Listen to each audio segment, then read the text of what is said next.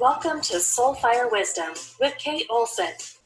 As an evolving spirit and change adventure navigator, it is Kate's mission to empower and guide you on your path and inspire your truest passions. She will encourage you to share your gifts, speak your truth, and ignite your inner wisdom and purpose. She hopes to do so with a little humor and grace and her own soulfire passion. Kate talks with amazing guests who have embraced the pursuit and are fanning the flames of their own passion, purpose, and soulfire wisdom. Now here's your host, Kate. Good afternoon. Welcome to Soulfire Wisdom. So if this is your first time tuning in, I'm a hypnotherapist, life coach, NLP practitioner, and Reiki master. But I like to call myself a change adventure navigator because I love guiding people through obstacles and adversity to find their path, purpose, and peace. So as well as Soulfire Wisdom, this is Totally Awesome, Try Something New, and Talk About It Tuesday. And so I guess one of the things that I'm sort of, passionate about is finding the truth about things. And one of those many things is, how we were kind of led astray by the medical industry and, health claims on medications, and then the whole diet industry on ways you're supposed to lose weight and all that. Well, I kind of see the same thing happening with the wellness industry,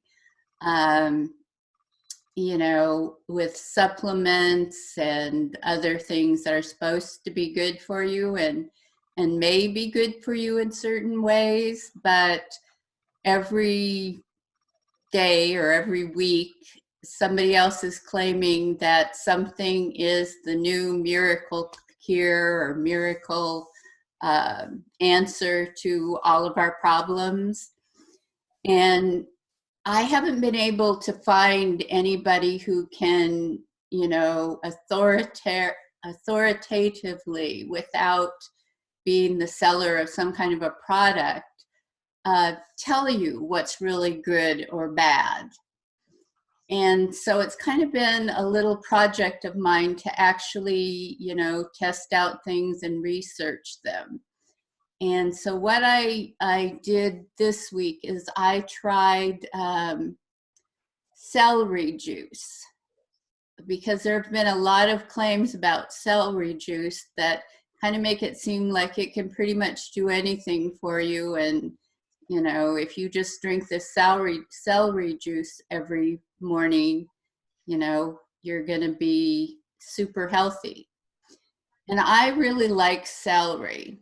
So, I wanted to give it a try, and I did. I drank celery juice every day for a week, and it was okay. But I think I would have rather eaten the celery. And from doing the research that I did, I think probably celery can help you in some ways. Like it does contain a lot of antioxidants, phytonutrients, and vitamins A, C, and K.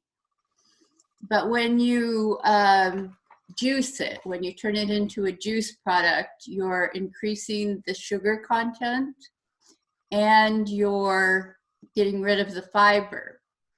So actually, I think it's probably better to eat the celery. But if you enjoy the celery juice, it probably, it's probably fine. It's just probably not going to, do all the things that it claims to do. And if you are using it because it seems to address certain symptoms, like I saw somebody post that they get morning headaches, and when they do the celery juice, this symptom goes away. Well, it's not always good to just address a symptom. You should probably check and see if you might be pre-diabetic, because if you're getting those morning headaches and a jolt of sugar, resolves that, the symptom could be an indication of something else, like, for instance, being pre-diabetic, which you should probably address in other ways. So that's what I tried this week. And so you heard my little rant. So I'll be trying other things and letting you know how they work. So we have a great show planned for today. My guest is John Hinds, and the show is From Career to Life Passion. And John started his law enforcement career in 1969 in the U.S. Air Force. After the Air Force, he went to work for the police department in Arlington, Washington, working there for about 5 years. Then he moved to Aztec, New Mexico to be closer to his wife's parents, and he worked there for 2 years, but moved back to Everett, Washington because of the, low pay and benefits. He worked for the Snohomish County Sheriff's Department first as a road deputy and then was promoted to detective. He started out working burglaries, then advanced up to the major crimes unit after becoming a detective, and worked major crimes, rapes, child abuse, homicides, and kidnappings. During this time, he had an unknown subject seen by a witness, or suspect seen by a witness.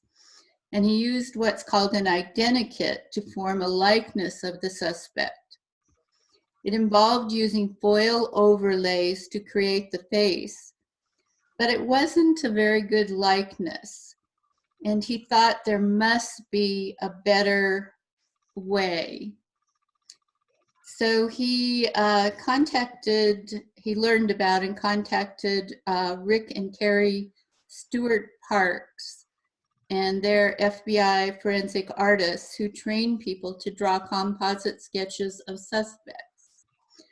John contacted them and got accepted into a class. Within a week, he was drawing much better than what the identikit had produced. He took 5 more classes from them and then applied to the FBI to take an additional class certifying him as a forensic artist. He was accepted and graduated from the FBI as a forensic artist. John retired from the Snohomish County Sheriff's Department in July 1993. He continued on as a forensic artist working for police agencies and the FBI nationwide until 2012. Now, fully retired, John loves doing amazing portraits, drawings for people who hire him. So now I'd like to introduce John. Hi, John, how are you? I'm good. And I see you have a friend there. Yeah, my Yorkie, Rascal. Hi, Rascal. So can you tell us a little bit about yourself and the path that led you to discover your talents? Well, I've always been interested in drawing. Even remember back in junior high, I used to do little sketches, basically stick people in that to impress the girls. Okay, yeah, I can see that. And and I've always had friends that could draw different things, some cartoons, others realistic drawings and that, and I was always envious of that. And I tried drawing. A lot of times it would come out okay, but most of the time it fell flat. And but then when I was working for the sheriff's department and was real unhappy with the identikit, I knew there had to be a better way, and I found it. And that really helped because, I had 7 robbery cases that were different deputies had done identikits on them. And it looked like it was all the same guy doing all 7 robberies. And I went in and contacted all the witnesses in all 7 robberies, did 7 drawings, which were all different in that, and ended up solving all 7 cases. And it wasn't just one guy, it was 7 guys. Okay. So you didn't actually have any real art background then before you took the classes? No. Basically, my first day of class, from the very first class, they asked you to do your best drawing that you could do. And the guy sitting next to me was a art graduate, and he just drew a fantastic face. And mine was a circle with 2 circles for an eye, a line for a nose, a line for a mouth, and that was it. And that was on Monday. On Friday, I was actually drawing a pretty good face. Not as good as the guy sitting next to me, but getting there. Yeah. So how do you become a compositive artist and then forensic artist? Well, like I said, I learned about Rick and Carrie in Idaho, and I contacted them, and they said that they would do a class for me in Everett if I got together other, more students for the class. And so I sent out a bulletin statewide to all law enforcement agencies, got other detectives that were interested in that to sign up. And then we were given that first class in Everett, and it worked out great. What is the difference between a composite artist and a forensic artist? Well, a composite artist just does composite drawings of, wanted suspects and that, and that's it. A forensic artist does composite drawings. They do age progression drawings. They do facial reconstruction of skeletal remains, both 2- and 3-dimensional. They do, drawings of disguises and stuff. It's a lot more intense and takes a lot longer to get that. Okay. So what does it cost to take classes like that from Rick and Carrie? Well, their classes are $795. They said they had an early bird. If you sign up early, it's $695. And anyway, you can go on the internet and look up Stuart Park's Forensic Consultants and that, and they list when their next class is and where. That's actually pretty cheap for a career. Yeah. Oh yeah. Well, actually, when I took it back, way back when, it was $500. So how long is the class? How much time did it take? It's 1 week, 5 days, and that, and you'd be amazed at how much you improve in that 5 days. So I want to ask a question from my own art background. Yeah. I was always into art. I took art classes in high school, and So what would you say is the most important thing for somebody to know if they wanted to draw? What should they be focusing on? Well, the placement of everything, you know, the eyes, nose, mouth, ears, and that, you know, they teach you where everything should be. Okay, And, that's a you good know, start. I just wondered, one of the things that an art teacher said to the class that was really helpful to me was that not to look at the whole, you know, subject that you were drawing, to right. look for form and then lines and shadows, Yeah. Yeah, rather right. than, you know, when you just look at a whole image and you want to somehow put that onto paper, it's kind of overwhelming. Yeah. Yeah. Yeah. Also, a lot of people, when they draw like they write, in that where it's, you know, real heavy in that. And doing composite drawing and stuff, you have a light touch and just slowly build up the darkness. You don't, you know, press down on the pencil and then just hit it real hard. Mm-hmm. Yeah. So could anyone become a portrait artist then? Yeah.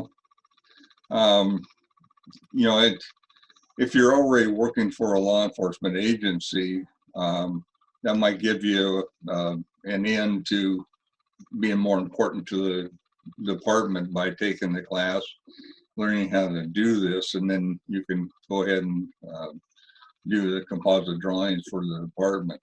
If you don't work for a department, you can always, what I did is I just went to the departments that didn't have somebody and said, you know, here I am, this is what I do.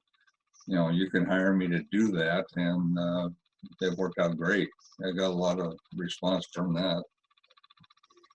So I know you've done portraits of some famous people. Can you tell us who some of those are? Yeah, Okay. gotta go through my file here in my head. Ellen DeGeneres, um, Kirk Douglas, oh boy, um, Brianna? yes, right. Thank you. Just because You know, I've seen. yeah, you know, and So I know people, you have a couple of your drawings there. Could you hold those up so that the people that are watching can see, if Rascal will let you? Oh, that one looks like Kirk Douglas. yeah, Yes, I can see. okay. Yeah.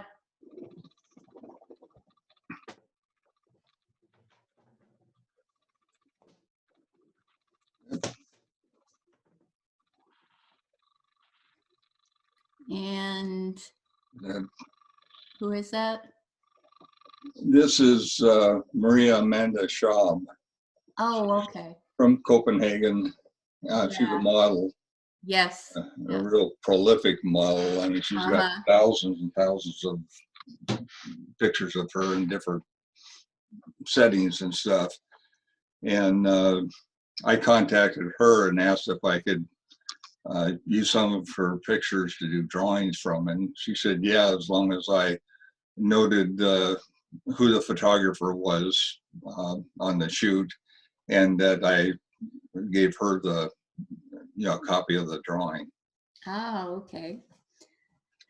So I also know that you volunteered for a senior living facility and done portraits of the residents. Why did you do that?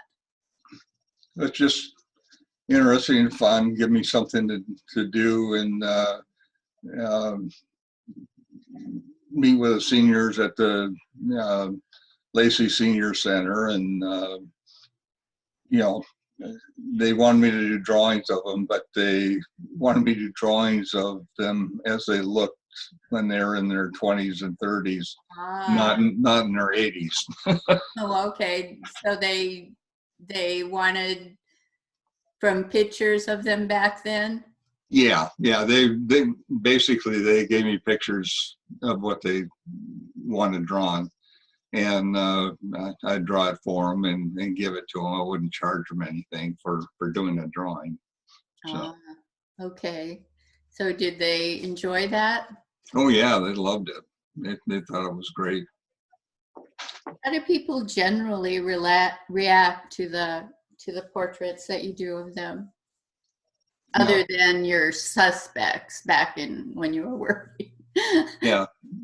I get people call me all the time and want to hire me to do drawings of different things. I had one 12-year-old boy get hold of me, wanted drawings of his pet ferrets. So I did that. I've had one woman that got hold of me and ended up, they had 10 dogs and they wanted all 10 of them drawn on one, poster, which I did. That was quite a lengthy procedure. Yes, I'm sure. Yeah, it was all different kinds of dogs too. It just wasn't one breed. And that, but it was fun. I enjoy drawing and that. So, Yeah. and I've had people, ask me to do drawings of eagles and just, different movie stars and stuff that they like. And, would you do a drawing of Kirk Douglas or Taylor Swift? Or actually, I just posted on Facebook drawing of Taylor Swift when she had really curly hair. And that about killed me.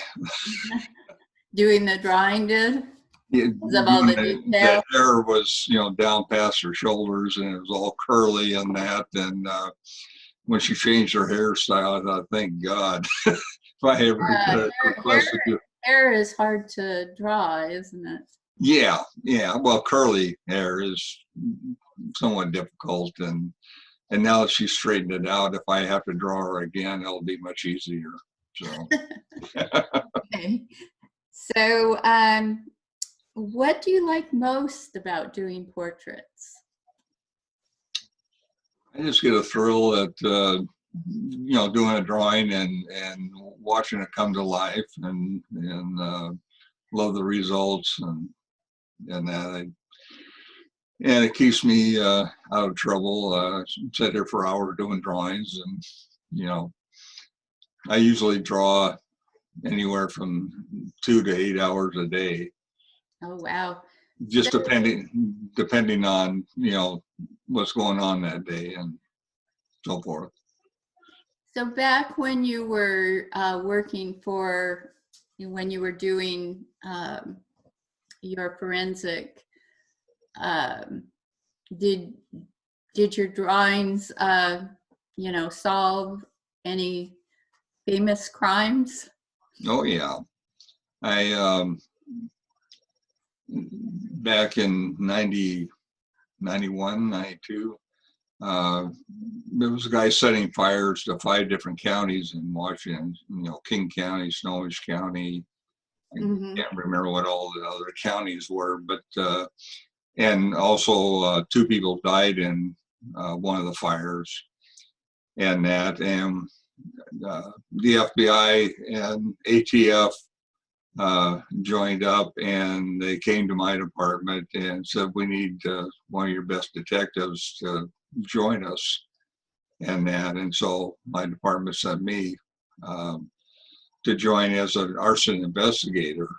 And I was doing that, and then they FBI found out that I was a forensic artist, and so they started, you need to also get in here and meet with witnesses and do drawings of the suspect. And also I did a drawing of a tire impression that we thought was left by the suspect's car.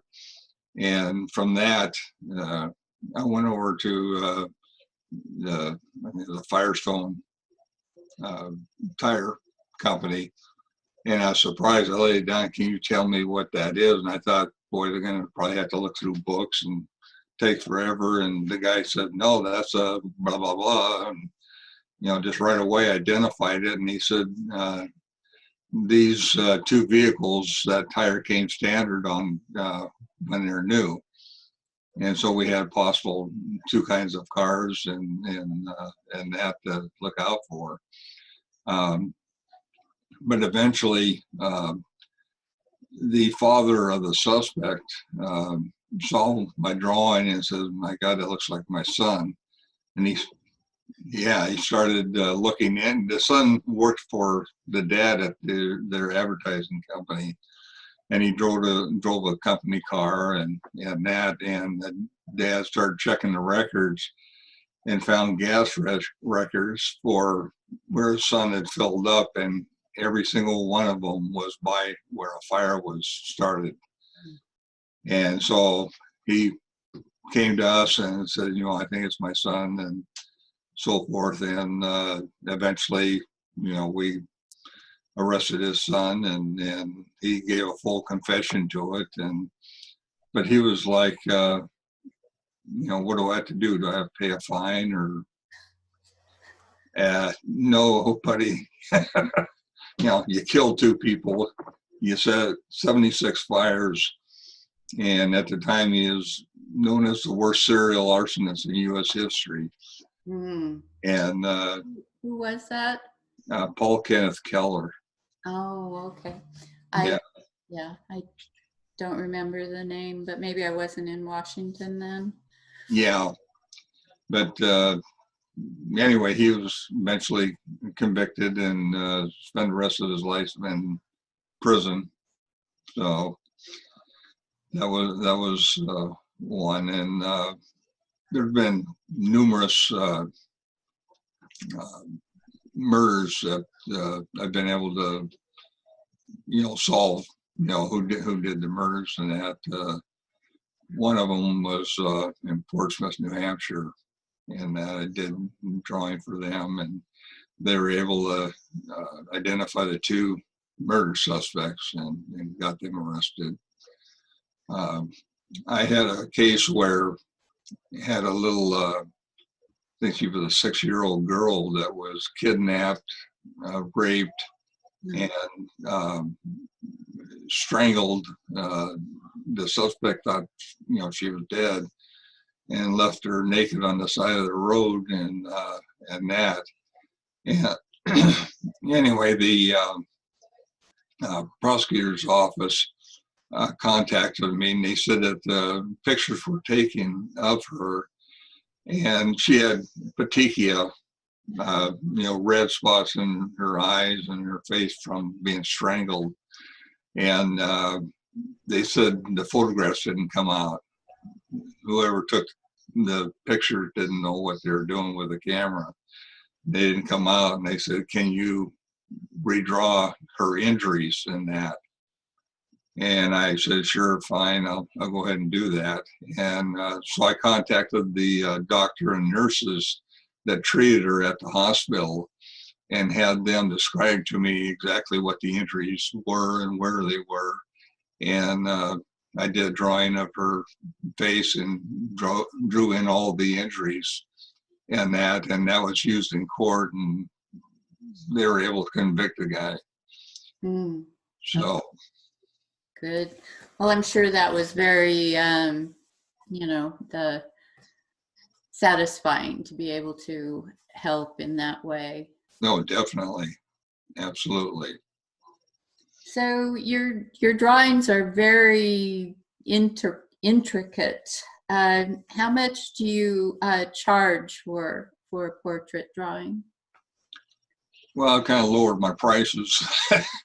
I've been doing it for $40. Yeah, we were talking about that's really a bargain. Yeah, well, I lived in Portsmouth, New Hampshire for 9.5 years, and I was selling my drawings for $90, and I had a lineup of people, you know, buying them. No trouble at all whatsoever. And then we moved back to Washington and put it out for $90 and went a year with nothing. And so I lowered it down to 50 and then started getting people, you know, interested in buying my artwork and that. And right now I've got, if you just buy the drawing, you know, $40. If it's framed and matted, and has $50. So Yeah, that's a real bargain. yeah, no, it's a bargain because the frames cost me $23. Yes, definitely. You know, so you're getting like $28 for the original drawing. Yes. So it's a good thing you really like doing them. Oh yeah, yeah. So where can people find examples of your drawings? On Facebook, I've got a site. It's facebook.com/Hinds Art Studios, and that, and I've got my drawings on there. Mm-hmm. I've got drawings on Deviant Art, which I'm looking at getting off of. I don't like what they're doing on there. You know, but I do have a site on there under Tracker John. Okay, and then you also have a website, right?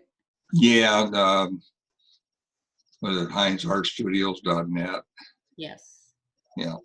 That's what you told me anyway. So Right. So, well, this has been really interesting. I've always wanted to know more about how you, you know, how your talent came about, because I've admired it. But we're almost out of time. So if you could leave the listeners with one takeaway from today's show, what would you want that to be? Boy. What, something about, you know, either about if they want to pursue something, or if they want to pursue art, or Yeah, if you know, they'll always need composite artists and that for different police agencies and stuff, and then a lot of times there are people out there who aren't happy with what the police department is doing to solve their case, and they'll hire a composite artist on the side to do the drawing of the suspect, and so that's, you know, interesting. And so I do have another question, actually. So sure. can you imagine your life and what it would have been like if you hadn't have discovered and developed this talent? Yeah, I don't know what the heck I'd be doing. I'm just glad that I discovered it, and you know, it definitely gave me a second career after I retired, and that I really enjoyed doing. Yeah, it's great to have something that you really like doing. And I don't know what I'd be doing if I wasn't doing this. No. Okay. Well, that's sort of, you know, what my show is about. It's about pursuing your passions and, you know, kind of the wisdom that you gain from that. Yeah. That's why I wanted to Oh yeah. ask you that question. And I've done. I knew, I could tell from your drawings that you have a lot of passion for what you do. Oh yeah. Yeah, definitely. And I probably drew about 20 different drawings of my wife, who just recently passed away, but she wouldn't let me draw anything over the age of 40. She was a beautiful lady. Yeah, I miss her like crazy, but yes, I know. Yeah, that's always hard. So yeah.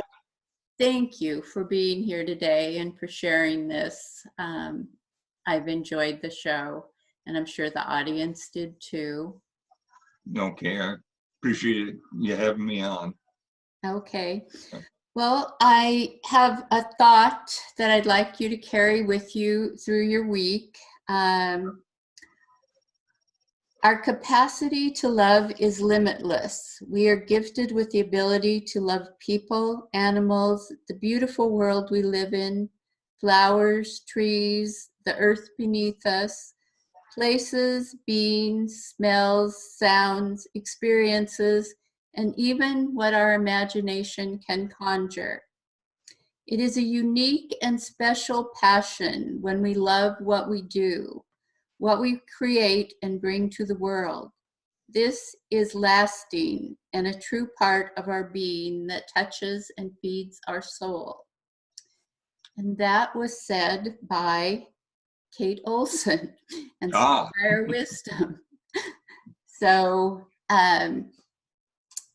You're a very smart lady. thank you. Yeah. Every once in a while. Yeah. So we have another great show planned for next week, and that is from autoimmune disease to health. And my guest is Carrie Smith, and she'll be telling us about her own journey overcoming thyroid disorder and Hashimoto's. So tune in for an interesting and informative show. And that'll be next Tuesday, which is March 3rd at 3 p.m. So thank you for listening today. And I'm just going to say goodbye till next week. Goodbye, John. Have a great day. Yep, you too. Thank you. All right. Bye. Goodbye.